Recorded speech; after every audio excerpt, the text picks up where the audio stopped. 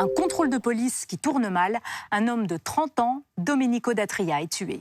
Nous sommes à Liège, 18 septembre 2023, un mois jour pour jour que Domenico D'Atria était tué à Oupey. Donc on est venu rencontrer l'avocate de Domenico D'Atria pour en savoir un peu plus, puisqu'en autour de cette affaire il y a beaucoup de non-dits. Et donc l'avocate a envie un peu de rétablir une certaine vérité. On est venu ici la rencontrer à Liège avec tout un symbole derrière nous, l'indépendance de la justice.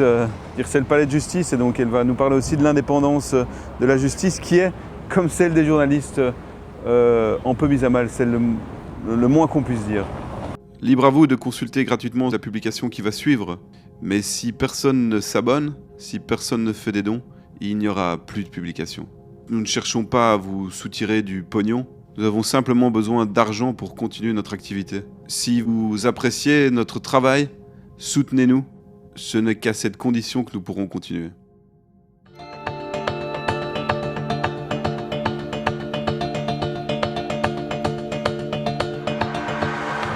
Nous sommes à Liège, dans le cabinet d'avocat de maître Florence Gombron, qui est l'avocate de Domenico, qui était l'avocate de Domenico D'Atria, décédé le 18 août à Oupey, et qui a de nombreuses choses à nous dire, à dire à la presse.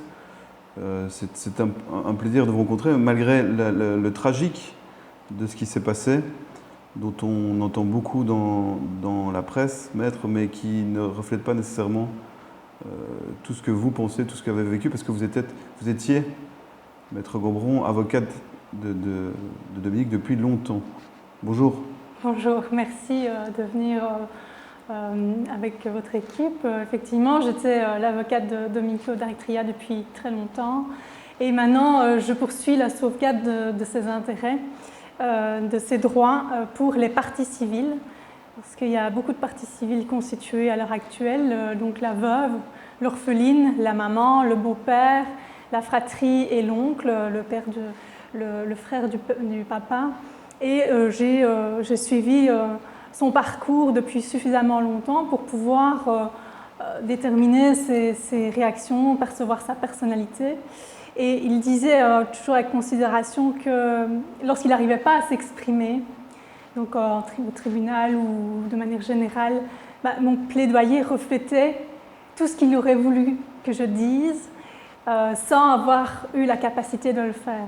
Donc ça, c'est ce qu'il disait, ça me faisait quand même plaisir.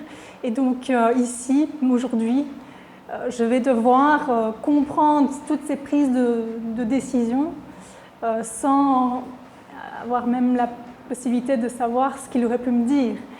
Donc il ne parle plus, et donc voilà, maintenant mon cheval de bataille, c'est justement aussi de défendre celui qui se terre dans un profond mutisme, comme par exemple un enfant se tairait face à la loi de l'omerta. Donc voilà ma mission. C'est vrai que si on parcourt la presse, ce qu'on découvre, si on ne va pas plus loin, c'est Domenico, quelqu'un qui avait déjà eu affaire à la justice. On a même pu lire qu'il avait fait de la prison. Vous allez revenir là-dessus, hein. Et donc on se dit, ben voilà, en fin de compte, on dirait on pourrait croire que c'est à ça que les médias veulent arriver. C'était un voyou qui était là sur cette place. Il a voulu foncer sur un policier, faire une tentative de meurtre, et les policiers ont tout simplement réagi en légitime défense et ont tiré sur lui. Ça semble un peu plus compliqué que ça, même si vous ne pouvez pas tout dire parce que l'instruction est en cours. Mais d'abord sur la personne en elle-même, ce n'est pas juste, c'est pas quelqu'un qui était juste défini par sa relation à la justice. D'abord, est-ce qu'il a vraiment fait la prison? Vous m'avez dit, on en a parlé avant, que ce n'est pas le cas. Donc il y a aussi des mensonges. Il y a aussi peut-être, c'est important de revenir sur, vous le connaissez depuis longtemps, vous expliquez qu'il n'avait pas assez de mots et que pour exprimer, donc c'est pas quelqu'un non plus qui vient d'un milieu bourgeois, je pourrais dire. Est-ce que vous pouvez un peu décrire qui il était Bien, comme vous l'avez dit, voilà, moi ici, je n'ai pas encore accès au dossier, et quoi qu'il en soit, il y a le secret de l'instruction. Mais ce que je peux vous dire, c'est qu'avant son dernier souffle, il m'avait contacté pour dire qu'il avait arrêté de fumer pour la première fois de sa vie. Il était très très fier de ça. Et il avait comme ça une motivation dans les derniers temps qui était assez incroyable. Il avait repassé son permis théorique et pratique de conduire. Je le voyais vraiment quand il me contactait avec de nouveaux projets. Il courait sa chance pour même reprendre une société de location et de vente de véhicules. Et donc je voyais tous ces efforts. Et là, quand j'ai appris son décès, je me suis dit, mais enfin, tous ces efforts déployés d'une manière aussi ardente pour en arriver à une mort aussi brutale, c'était incompréhensible pour moi à ce moment-là. Donc de plus en plus, j'essaye de comprendre ce qui a pu se passer, parce que c'était un chercheur d'avenir, il était en transition professionnelle et il n'a pas eu le temps de réaliser tous les projets qu'il avait à cœur. Donc un certificat de bonne vie et mœurs, paradoxalement, ça ne montre pas ce qu'on fait de bien dans notre vie. Et ici, je pense qu'il y a certaines de ces actions qui lui ont été imputées à justice. Il va falloir regarder tout cela. Et en l'occurrence, ici, c'est une justice à deux piliers. Je vois ici qu'on a le premier pilier qui est fondamental, c'est le droit à un procès équitable. Et parallèlement, l'indépendance de l'avocat pour pouvoir invoquer librement le droit et les faits tels qu'ils sont relatés.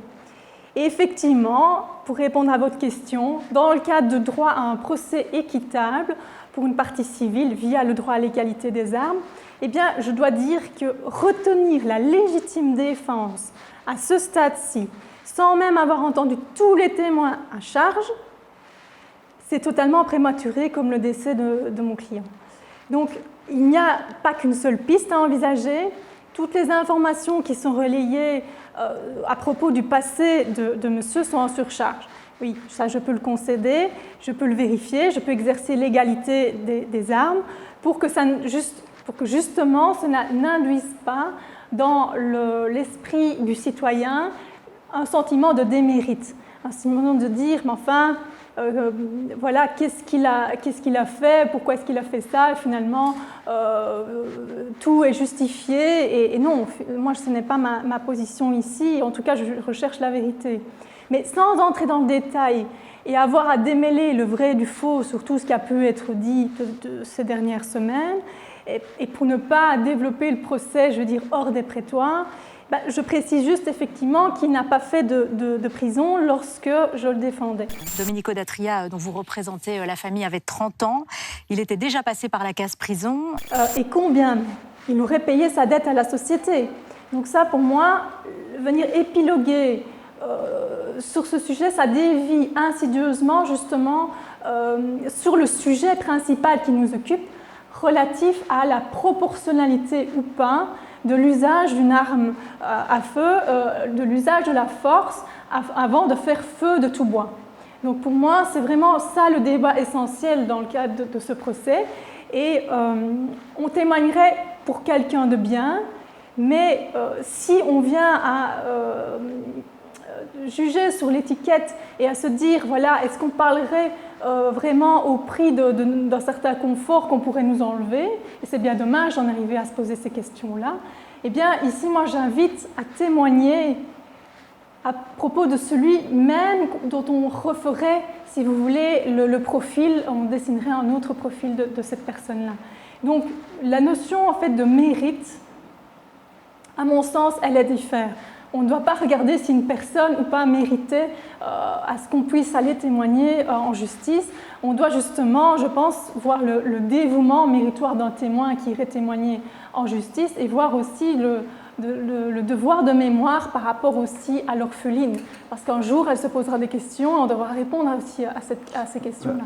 Là, vous voulez dire qu'il y a des gens qui pourraient témoigner, qui étaient là ce jour-là, et qui ne le font pas, ou vous anticipez peut-être certains qui craignent de témoigner, parce qu'on touche quand même à la police, là, donc c'est pas comme s'il y avait une risque ou je dirais un échange de tirs entre deux bandes rivales, où là on est un policier qui a quand même tué quelqu'un, et donc on peut penser que la police a peut-être pas trop envie que certains, que ça se sache. Hein.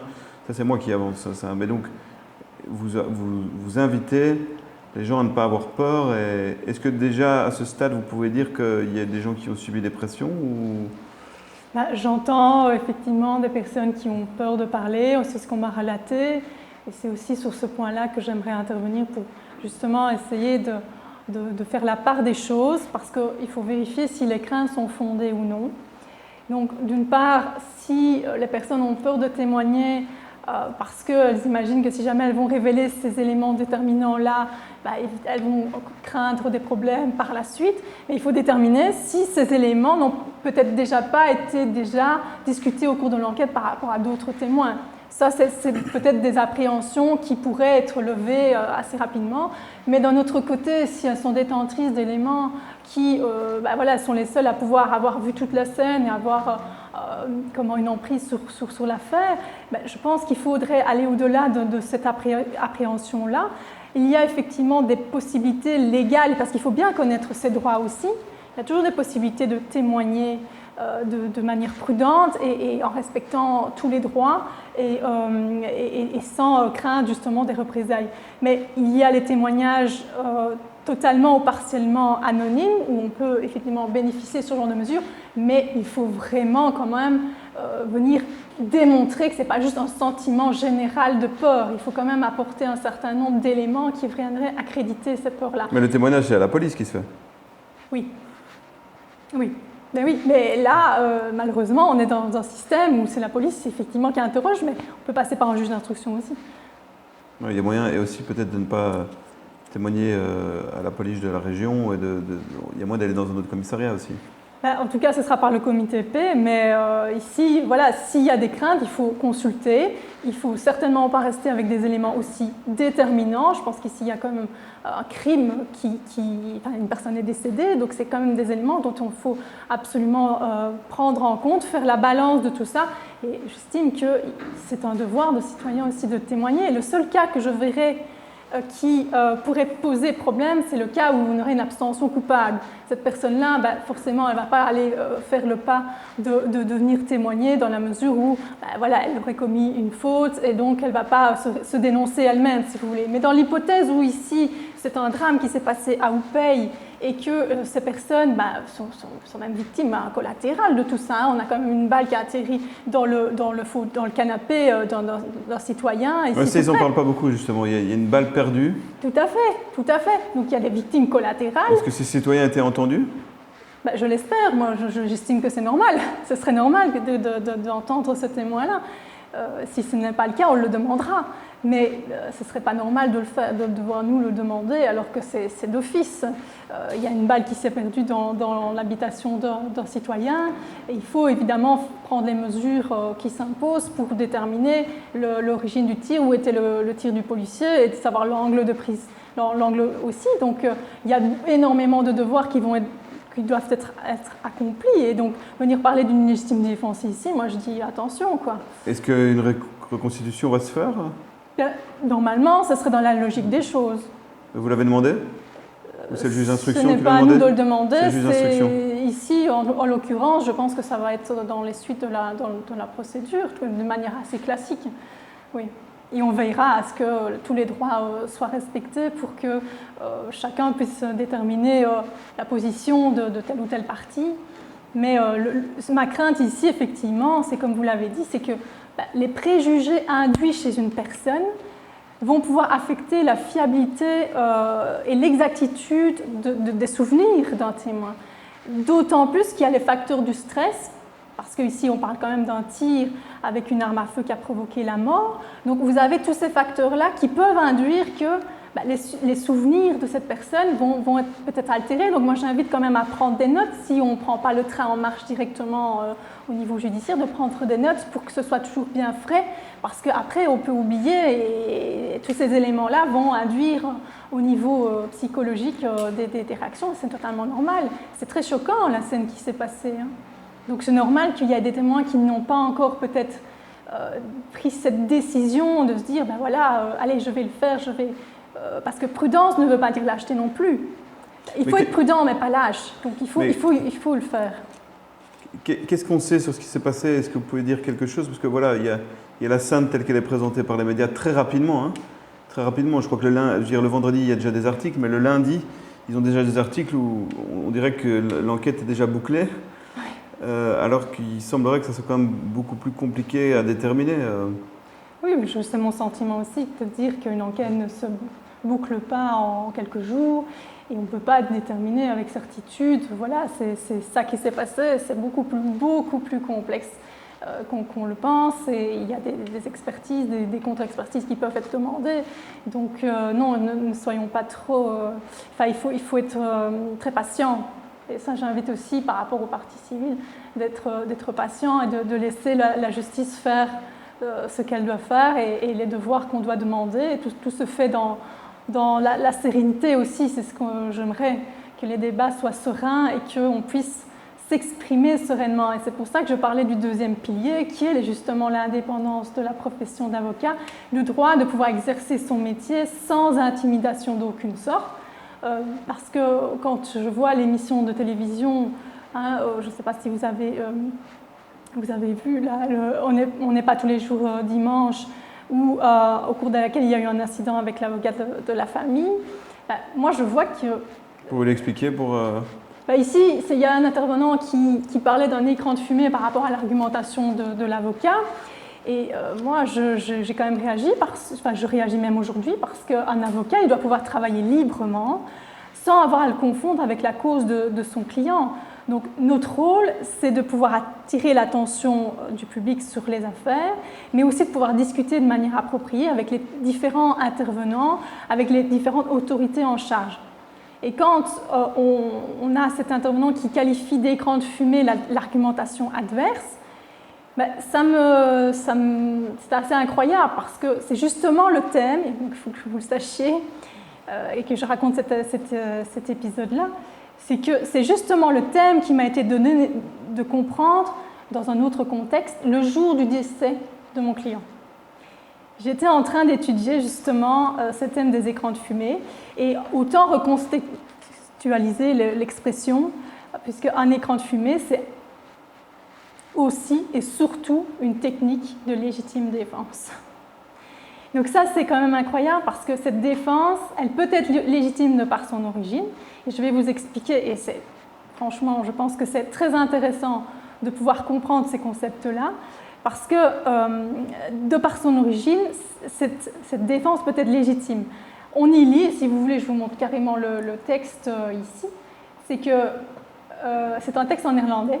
C'est un texte qui est sur militairespectateur.nl. Donc j'étais en train de lire ce texte lorsque j'ai appris le décès de Minko. Et c'était incroyable d'avoir mon argument avant même que l'incident se produise. C'est dans ce texte, je ne sais pas si vous pouvez voir mon écran, et je vais l'allumer. Eh bien, voilà, c'est un capitaine d'artillerie. Et on voit, si vous voulez, je vous traduis le texte. C'est dans son introduction, il nous explique ce que c'est. Il dit que c'est justement le principe même de l'utilisation de la fumée, donc une colonne de nuée, réside dans l'exode de Moïse et des Israélites fuyant dans le désert pour éviter d'être vus et d'être tués par les persécuteurs égyptiens. Et donc un écran de fumée, c'est généralement employé par celui qui est persécuté contre la partie poursuivante. Je ne sais pas si vous me suivez, mais si dans un camp, donc le camp ici de Moïse, il y avait une légitime défense, puisque ici c'est dans le texte, c'est ce qu'on essaye d'expliquer, que c'est une technique tout à fait légitime. Mais si dans un camp on invoque la légitime défense en reprochant à un autre une technique de défense légitime, je pense que ça confond totalement l'entendement. Et donc, ce qu'il va falloir déterminer ici, c'est de percevoir quelle partie est dans son droit. Et c'est beaucoup plus délicat quand il y a une inversion des rôles. Et donc, à supposer que la partie poursuivante, et j'ai envie de vous dire, roulerait des mécaniques, pour justifier de son entreprise contre les droits et les libertés des individus, elle va prendre le contre-pied en prétendant qu'elle a été roulée. Vous parlez des pouvoirs publics, là Je parle en général dans ces contextes de conflit. Si vous avez une partie poursuivante qui va venir rouler des mécaniques et qui va justifier de son action et de cette posture-là, elle va dire que c'est la partie adverse qui l'a roulé. Et c'est pourtant le persécuté qu'on voudrait livrer au rouage d'un fumeux système intimidateur. Moi, c'est uniquement pour pouvoir répondre à cette notion d'écran de fumée et de tous ces concepts de défense, mais lorsque j'entends cette intervention, moi, ça m'a fait bondir.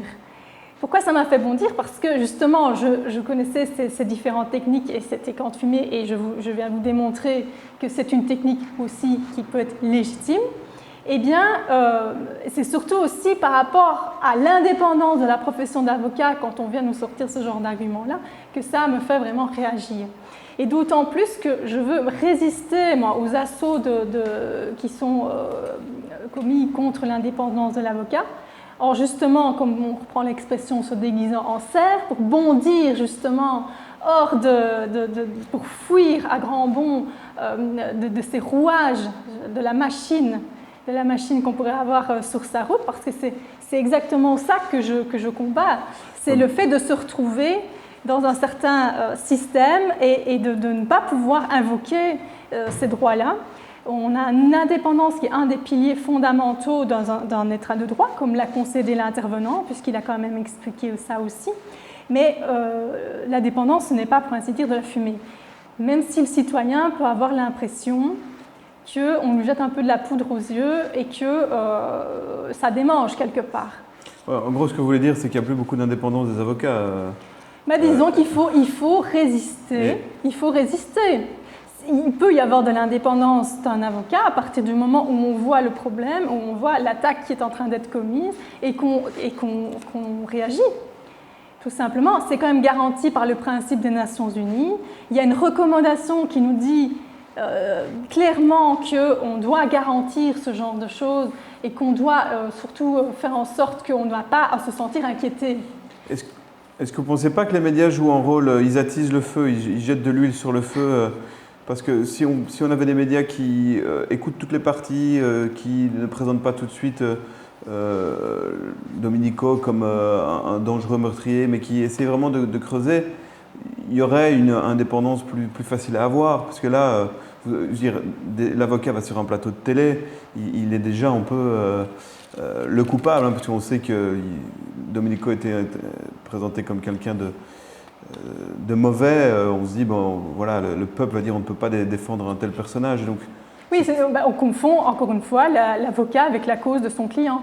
Donc il y a une distance qui doit être faite. On doit pouvoir relater des faits sans justement être pris à partie. C'est ça l'indépendance de l'avocat, ce n'est pas être pris à partie et commencer à venir inquiéter une personne en lui faisant toute une pression de toutes sortes, des intimidations. À partir du moment où on commence à s'exprimer et que ça ne convient pas.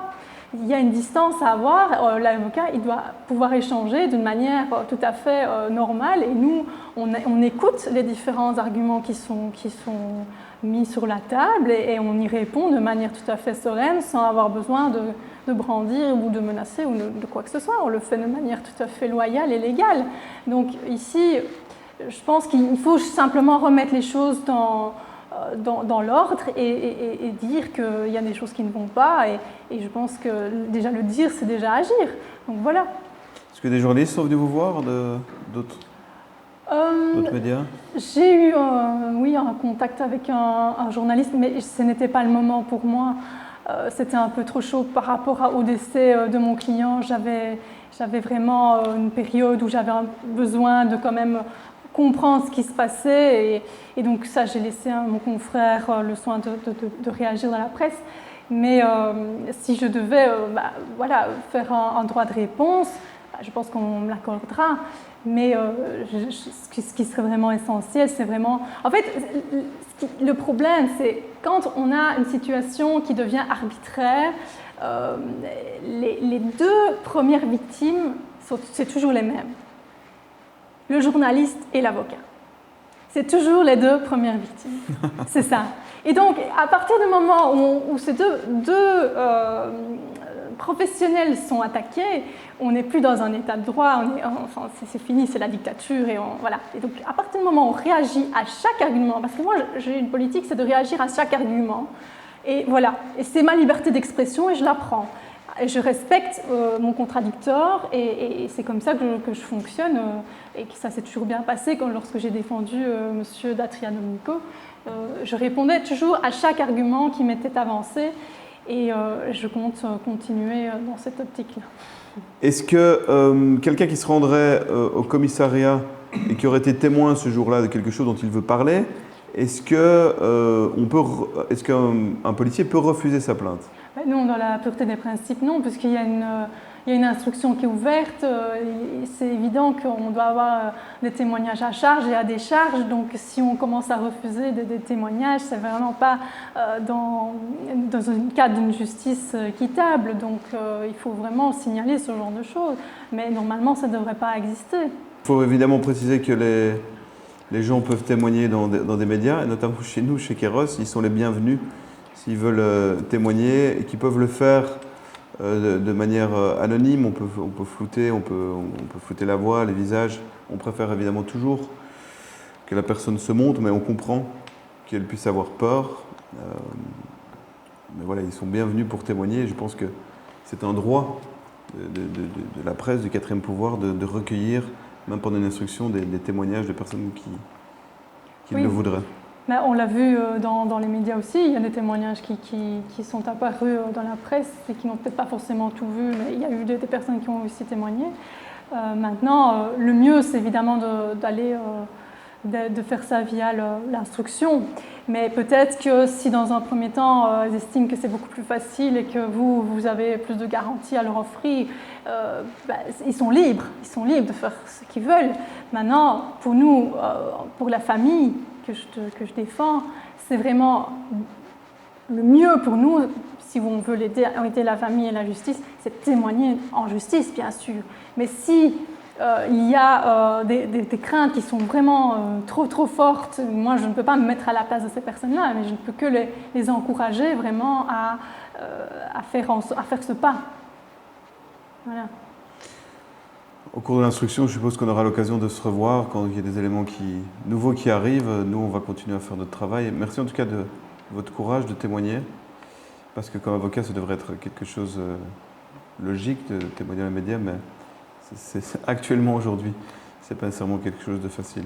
Non, effectivement, c'est même un défi parfois avec les relations avec les pouvoirs publics, de pouvoir parfois s'exprimer. Mais bon, en même temps, c'est bien de recadrer, de revenir sur certains points, de pouvoir dialoguer. Je pense que c'est uniquement comme ça, avec le contradictoire, qu'on va pouvoir avoir la vérité. Et d'ailleurs, la famille, c'est tout ce qu'elle souhaite. Si on viendra dire que la famille a de mauvaises intentions, je peux vous assurer que ce n'est pas du tout le cas.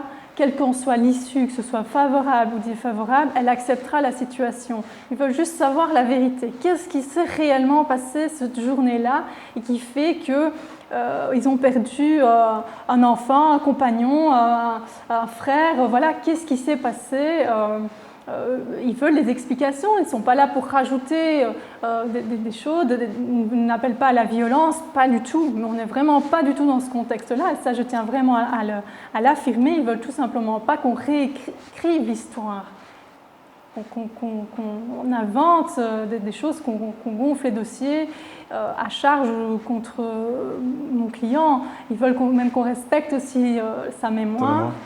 C'est vraiment essentiel, et de voir qu'on a une famille qui ont marché ensemble vers la paix, voilà, c'était leur réponse à cet acte de violence. C'était je pense que vous avez suivi, d'avoir une marche blanche qui avait été admise et de faire en sorte qu'ils puissent se recueillir tous ensemble pour se soutenir. Et les différents commentaires, les différentes réactions, des fois c'est dans un sens favorable, et donc les personnes, ça leur met du baume au cœur aussi de pouvoir avoir du soutien. Mais d'un autre côté, les messages qui sont plus défavorables, ça ne fait qu'entraver le deuil qu'ils sont en train de devoir vivre, et ça le rend beaucoup plus douloureux.